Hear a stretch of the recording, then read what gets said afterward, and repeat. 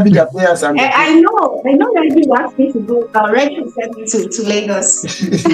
no, you have to because Okay. to be honest, Right now, I can say Sporting Lagos is the club in Nigeria with the highest number of sponsors and partnerships. I mean, there's a lot from Pepsi to Miva University, 54 Football X, talking about Chop Life of Mr. Easy, talking about Clasher, and a lot of them, like a large number. I can go on and count about 20 plus. So these are ways, the club has been able to.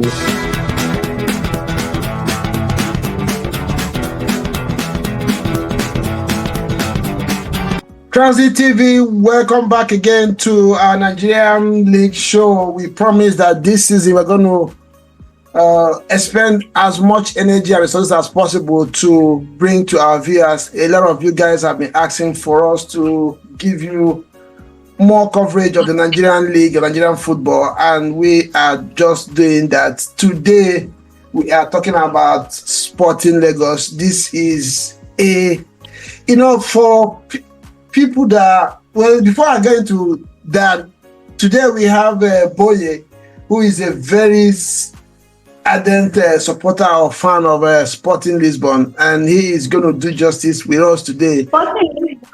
Sporting Lagos, sorry.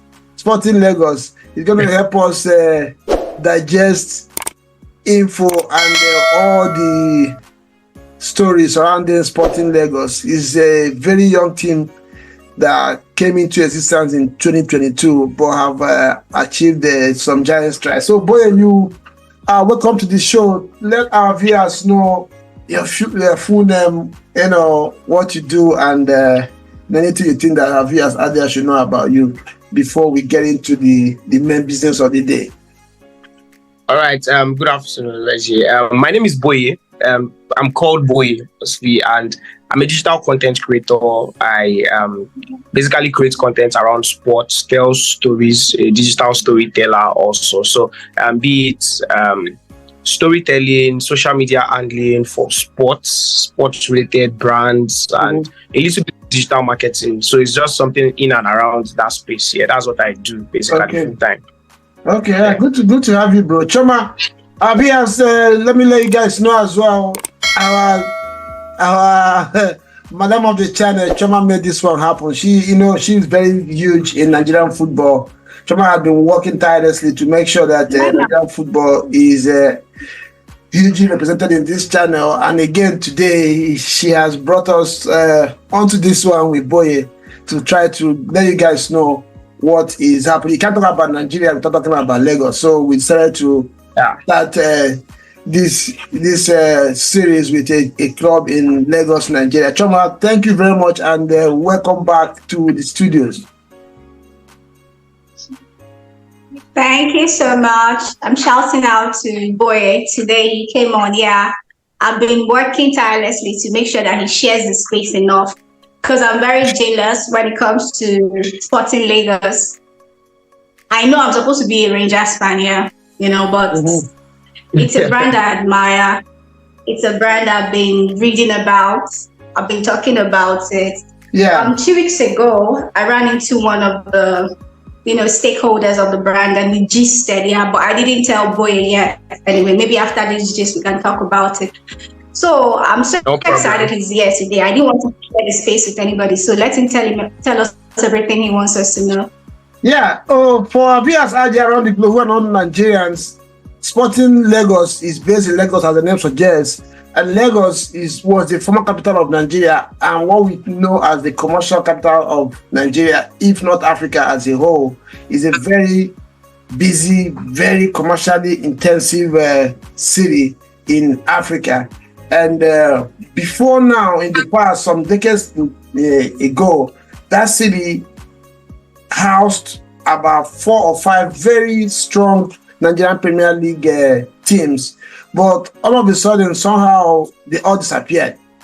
We had the Concord, we had Abiola Babes, we had the stationary, we had the ACB, we had the Julius Berger, and there are just so many of them out there, and all of a sudden, Lagos doesn't have any team anymore in the first division of Nigerian Premier League. And it's something of a joy to know and see again that somebody somewhere is doing bits in this regard. And Sporting Lisbon was born, like I said earlier, on 2022, and within this short stay they have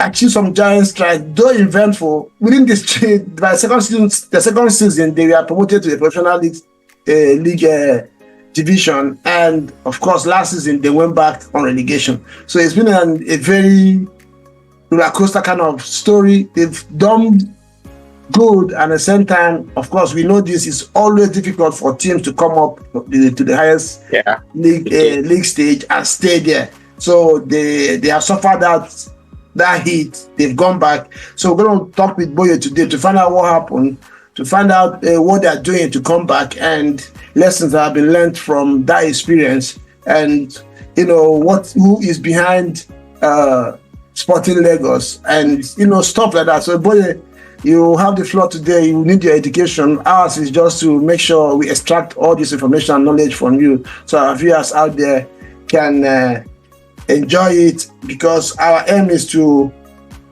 make Nigerians all over the globe begin to have interest again in the Nigerian league, and of course, if possible, partner with other content creators and bigger communication outfits out there to showcase this league to people around the globe.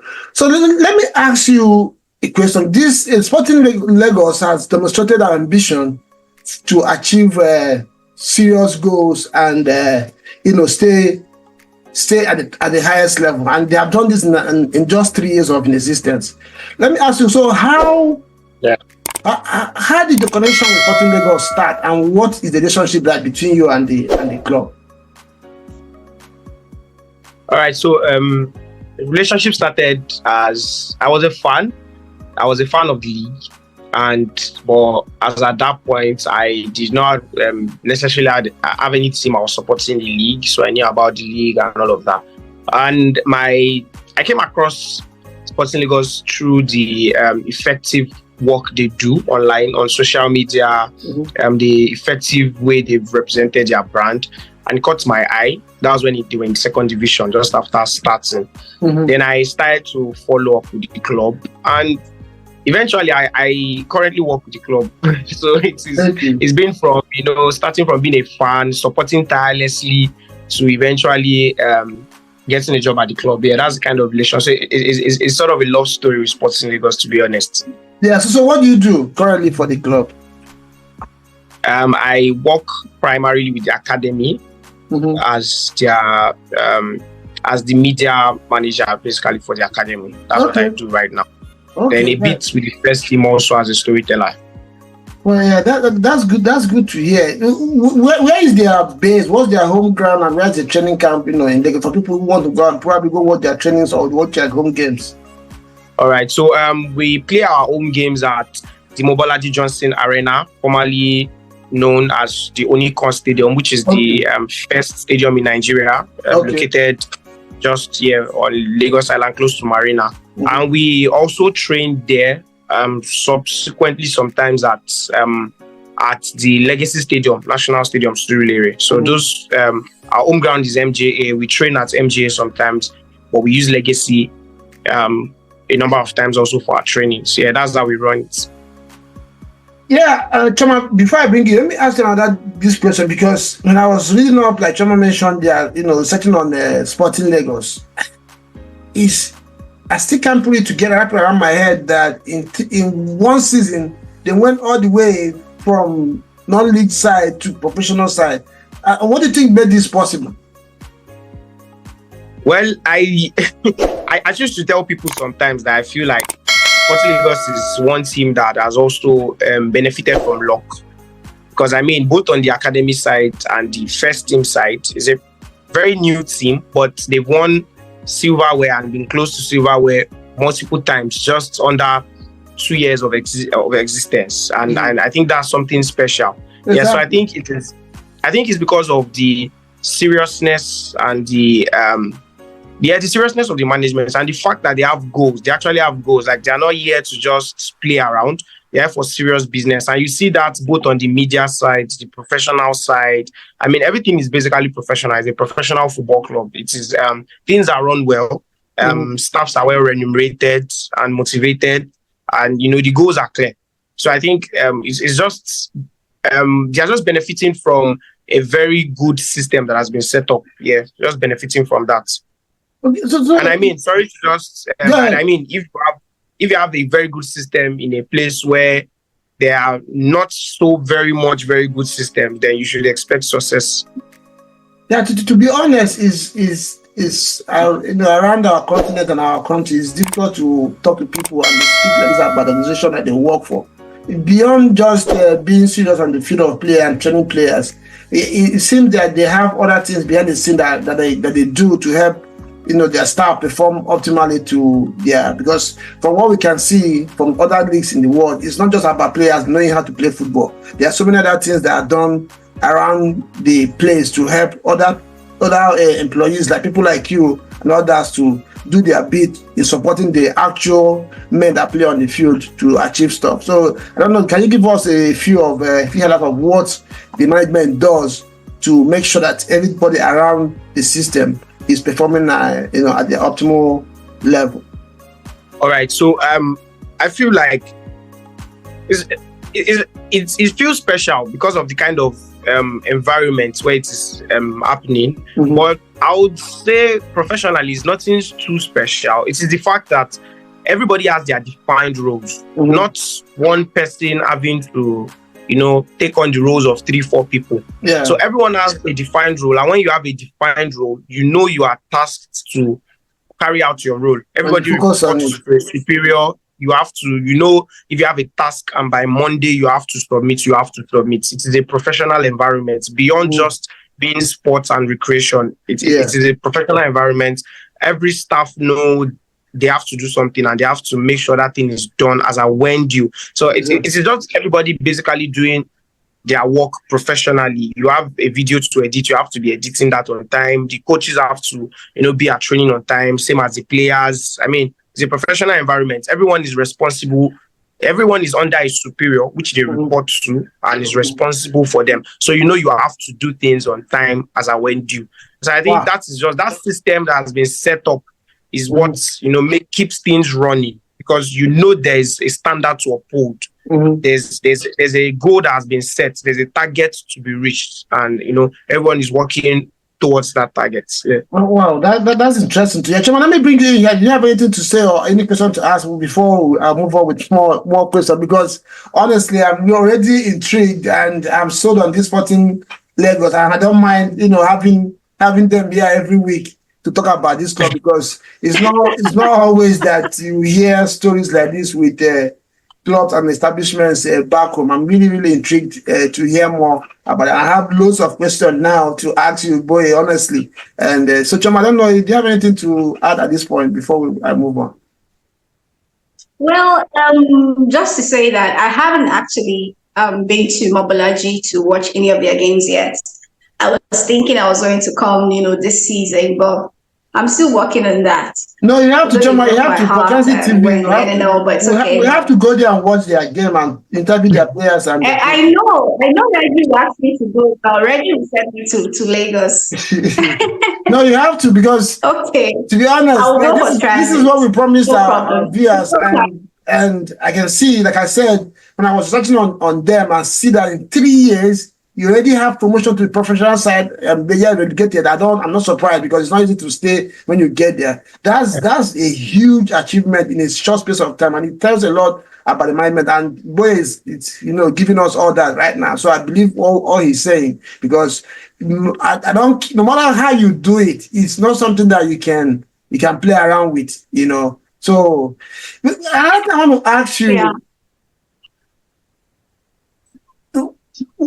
Now, there obviously have been lessons that have been learned from that stint in the profession at the highest level and with this education. So, being around the place, what is going on now to make sure that they go back, and then when they go back by the season, they stay up there in terms of transfers?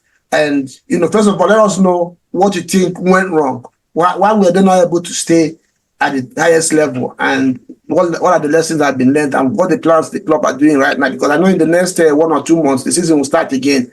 Then they will play to try to go back for go back on promotion. All right, so probably if the management team were here, or the management basically, they will have their own notes, but I also have my own notes. So for me, from my own perspective, I feel like there were a lot of lessons to be learned. I traveled with the team away on some games. I was at home most of the times also. And from what I could learn, it was a lot. Starting from this fact that we had a relatively small squad size going into the season, because we wanted to ensure that players were adequately paid and we pay what we can. And taking up a larger number of players might mean biting more than you can chew. Is there more financial obligation? Yeah, so we wanted to ensure that players are well paid, and the number is one which we can take on. And I think at some points in the season that sort of affected the team, because at the points we were plagued by injuries, and players started to play out of positions and all of that, until mid-season when we recruited heavily. We now bolstered the squad strength and all of that. And even at then, we were still, doing well and up. But I think at some point in time, I tell people to win a cup, you have to just, be consistent for 7 games, and you can go on to win the trophy. But when it comes to a season, it takes 38 games of consistency. And I think that's where we could not hold on, because at some point, fatigue, burnout, inexperience, because we brought in some people that are league proven, but we also had some people that were not proven, and the coaching staffs did their bit, but I guess at some point it just went off. Then I know a lot of people would talk about the issue of the coach sacking, probably a bit of fear on the management side, or the fear was we do not want to relegate, obviously. And for a club like Sporting Lagos, that goes beyond the footballing aspects. It goes, you have to consider your sponsors, consider what you are building, the fans, what it would be like. And I think that was the fear. And I would not blame the management team. I mean, any businessman would be scared or would be concerned when you are when you fear that, and you have to make decisions. And your life is just like chess, when you have to make some decisions. And most times, always the coaches that go, of course, obviously. But let me ask you, right? So, turn on that before you continue. So, the coaching crew were there proven names in the league, or we went with the coaches that brought them up. Yeah, we went with a young coach that brought us to the league. Yeah, it was a young coach. He had not coached the Npfl.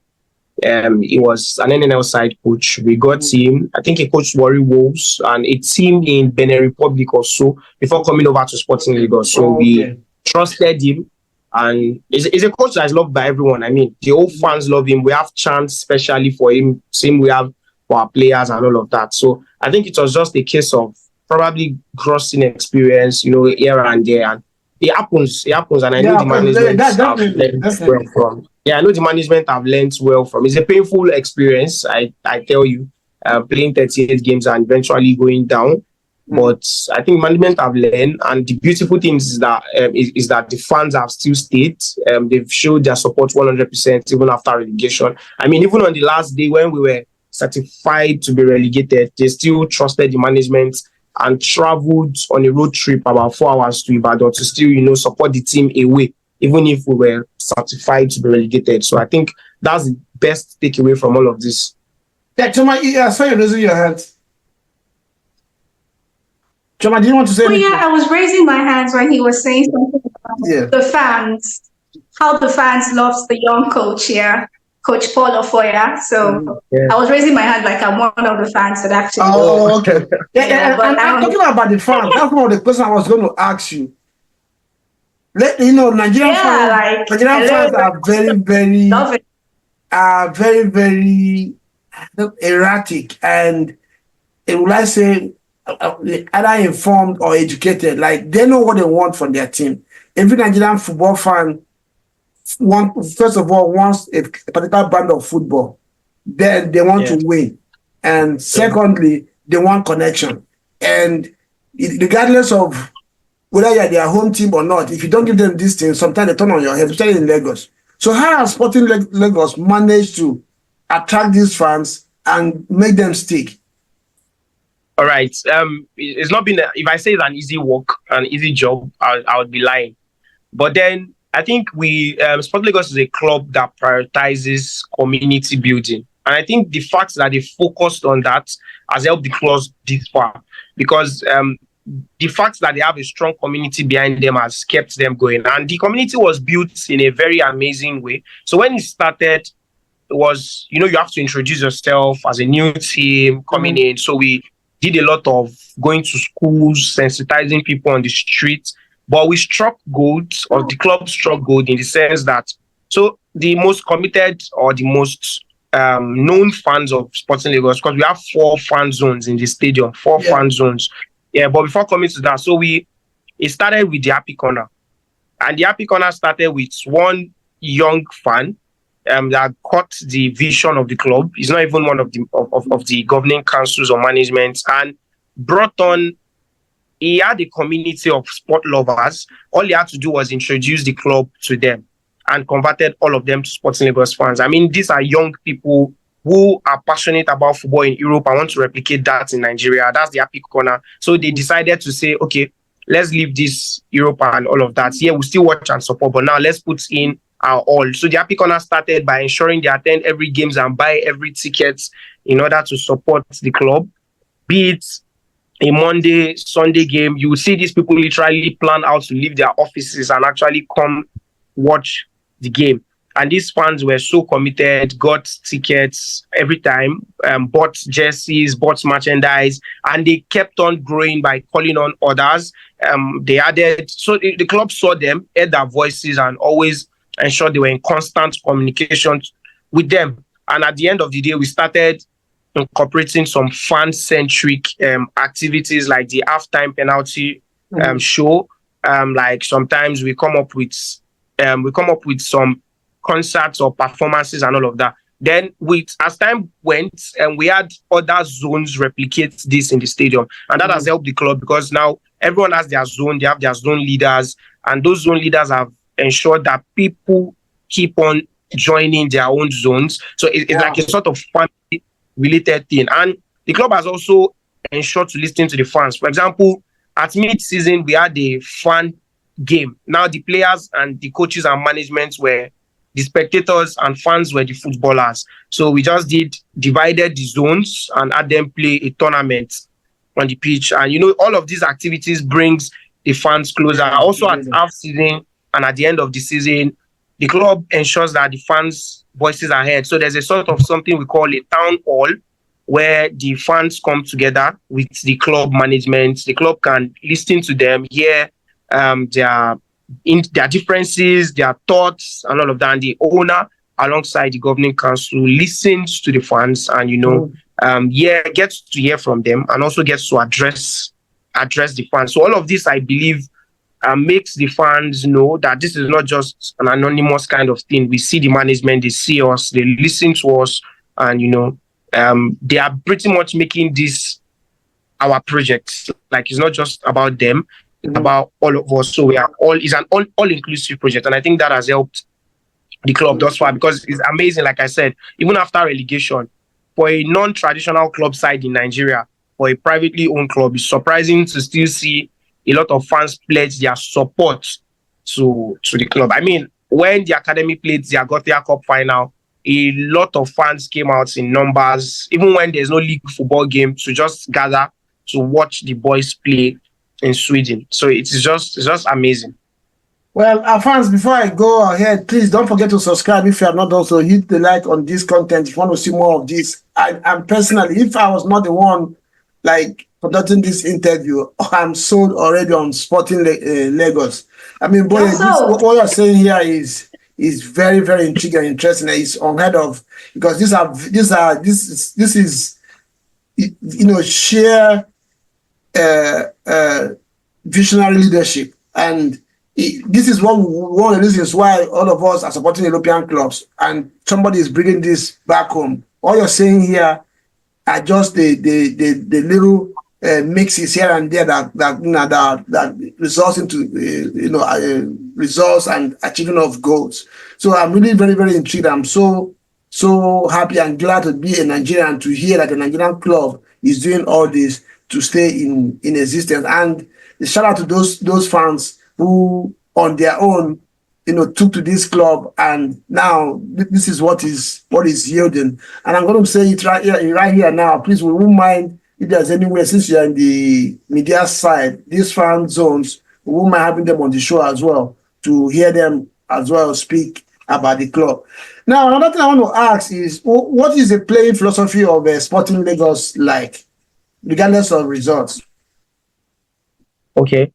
So from both coaches that we've had, it is clear that Coach Paul was very clear on that before he was sacked, regardless of what people would think. And I think that people might argue that that's what eventually got him sacked.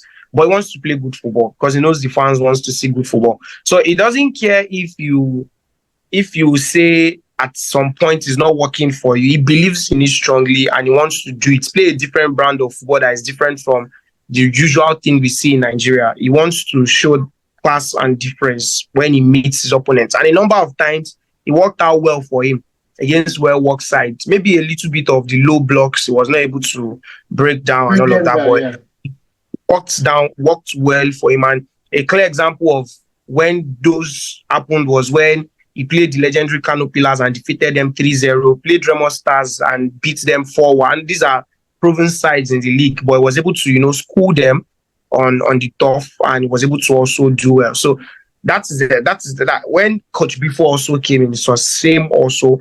They like to retain the ball, not necessarily the tiki-taka style, but be in possession. And once you lose the ball, start the defense from the first line of attack. That's just basically what the club plays like. That's what the club plays like. Yeah, I know in the beginning you talked about finance. I know Mr. Shola Akinlade is the major investor into Sporting Lagos, and I also understand that most of his contributions or his position in the club is not for public knowledge, but we know that he is a tech man and got the windfall from the sale of Paystack to Stripes. But so how do you, I know there's limit to what you can say here, but how do you describe the financial stability of the club, and what is the club doing to strengthen that? Because obviously, like I said before, we have a club like Abiola Babes that was funded by Abiola. Once he died, obviously that club was nowhere to be found anymore, and Concord as well. So now, I don't know, with what you have said about this club, I assume that these are group of people who understand continuity in an entity. So is there anything the club is doing to remove individuals from being the sole foundation of the club and have a kind of financial independence from the way the club is being run? All right. So to the best of my knowledge, Shola was the convener of the idea, but there are multiple co-founders that are on the project. So I think when he got the idea and wanted to do this, he brought on a number of, founding members that have sort of formed a board. So that's like the board members of the club. So it's not just on him, it is on all of them to make decisions to, when you talk about financing and all of that. So it's not just 100% on just Shola, it is on every of these people. So it's like a board or a group of people that ensure that things are well run. And also, arguably, I think I would like to confirm, but right now, I can say Sporting Lagos is the club in Nigeria with the highest number of sponsors and partnerships. I mean, there's a lot from Pepsi to Npfl University, 54 Football X, talking about Chop Life of Mr. Easy, talking about Clasher, and a lot of them, like a large number. I can go on and count about 20 plus. So these are ways, the club has been able to present to these guys the project. They trust the project. Like I said, it's a well-run club and structured club. So the marketing team work back to back to ensure that all of these are there. And these are also pillars of club's finance. So it's not just on one man, it is on him, the governing councils, the sponsors, the partners, and all of that. So I think that way the club has been able to ensure stability so far. Yeah. Okay, so let me ask you, I know it's all you are saying on the management side of things, no matter how beautiful they sound and they are, if the club is not performing on the field side of things, the club eventually will suffer. So are there any, what would you say about, the plans and the operations in terms of retaining the good player that they have and attracting, like you mentioned, more experienced players who will help the team to eventually propel them to stay in the professional side and achieve more laurels? All right. So I would be truthful. In Nigeria, it's difficult to hold players down. Very difficult because a lot of them want to play, get seen, and travel abroad. Honestly, basically, travel to Europe, basically. So only few club sides have. One of the things Sporting Lagos actually wants to do is change the narrative in a lot of things. We've done it with our fans, going on away trips. The kind of fans we have. We'll be able to do that. Our football, our branding, and now we're also moving to the player side. So we have, for the first time, or one of the first times, players that sign multiple year contracts with us. And I probably might not be able to disclose some of those names because they are yet to be announced. Of course. Have committed their future to the club, which is very rare in Nigeria here. And that is only possible because they trust the project. And apart from that, we also ensure, the reason why some of these players are scared, their job security, is because of their experiences with other clubs, exactly. The way. And I also blame some of these players because they don't have attorneys. They just sign contracts anyhow that are terminated anyhow by some of these clubs.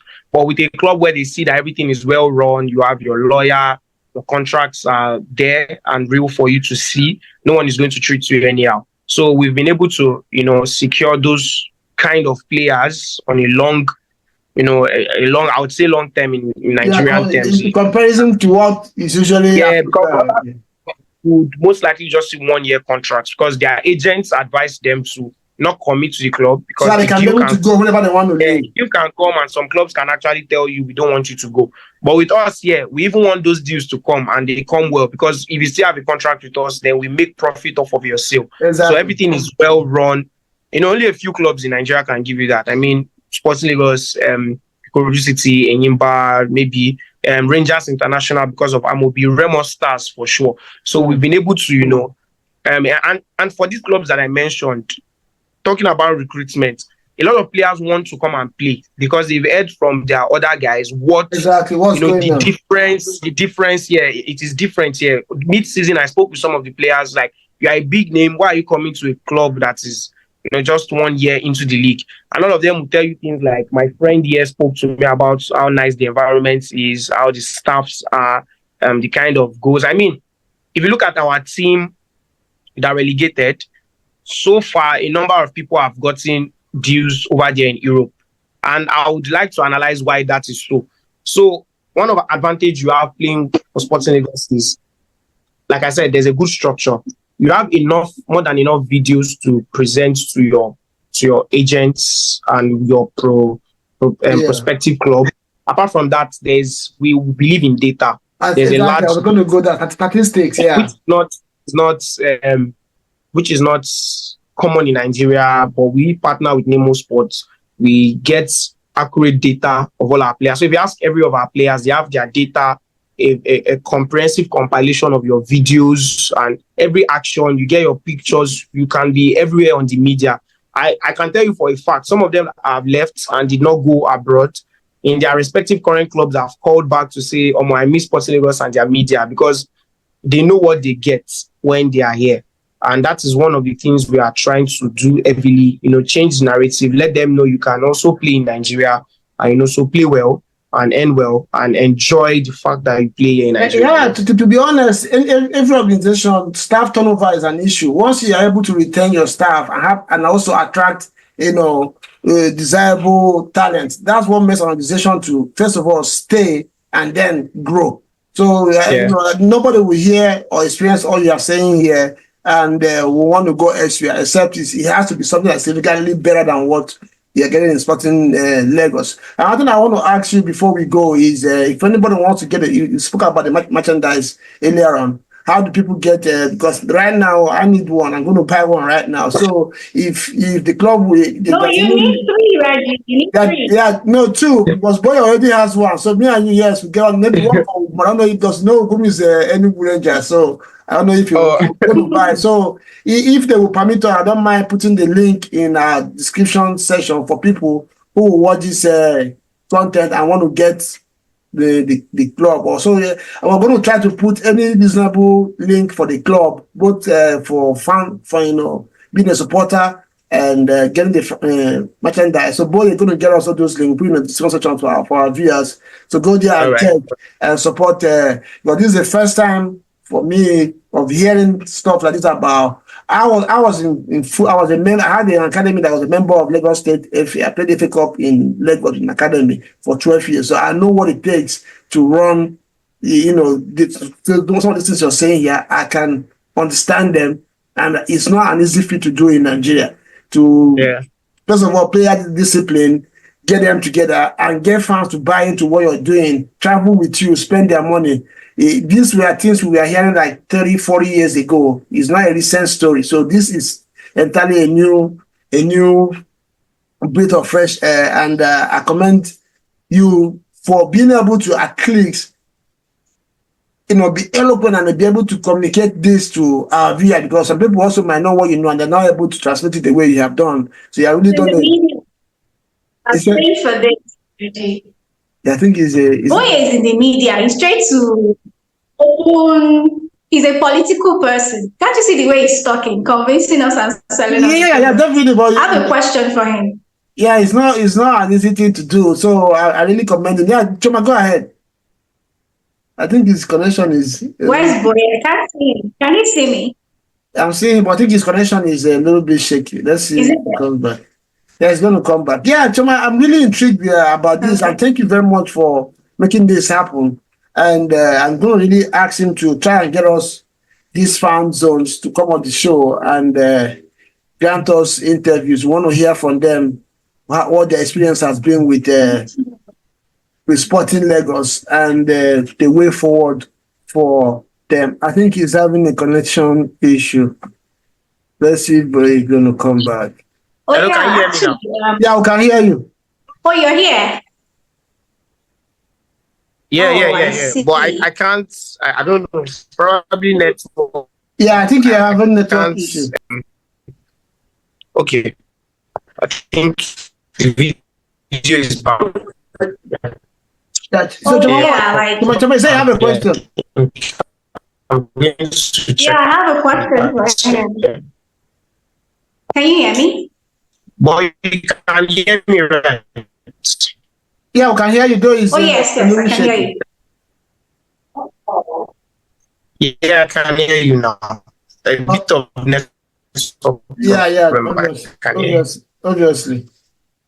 Choma is gone. Choma said he has a question. She has a question for you. So, like I said, I would love to have a jersey of Sporting Lagos. I need to hang it there at the back. No problem. No problem. But I think right now you might wait for there might be a new jersey for the coming season. So you can get this and also get the new. Yeah, I don't mind. No problem. I will, yeah. So, like I said, if you guys want as well. Yeah, there might be a new one. So you can get this and get the next one. No problem. But there's a link. There's a website for you to purchase.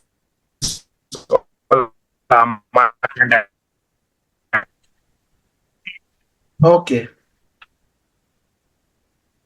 Yeah, I think we lost Choma there. We'll have to put those links, if possible, on our website too, just to help, because I really want to be part of this story. They're really doing big, yes, and this is interesting. So, like I said, please, I will stay on you on this one. Those fan zones that you have, we would like to have them on the show as well. I don't know if your management will see this as well. If they want to come on the show at some point, we won't mind having them as well to talk about sporting before the season starts and make our people, because like I said, a lot of people have been bombarding us with, because I'm based in America here. a lot of our people have been bombarding me with, I belong to so many footballing groups and they want to know about Nigerian League.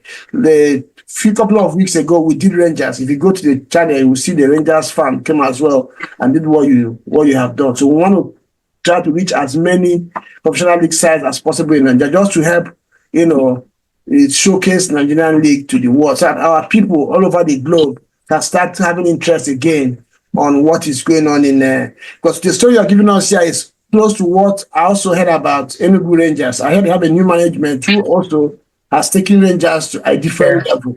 And of course, they ended up winning the league last season, as well. Yeah, sure. Yes, I think we lost John there. Yeah, thank you very much for coming on the show. Like I said, I'll still want to have you back. This was just an intro of the club to our viewers. And before the season starts, after the transfers and whatever, when the squad has been assembled, I'd love to have you again, if possible, with somebody in the technical side. No problem. And maybe some of these fans to, have the kind of round table and understand, where the club is, where the squad is, and what the expectations are going to be for the next season. And stuff like that. And by then, I'm sure you are also getting some other info from management to share with our viewers. Thank you very much for coming on the show. And I am really, really grateful to have you. Thanks a lot. Yeah. Appreciate you, man. Yeah, it was a nice time. Yeah. Bye. Yeah, thank you.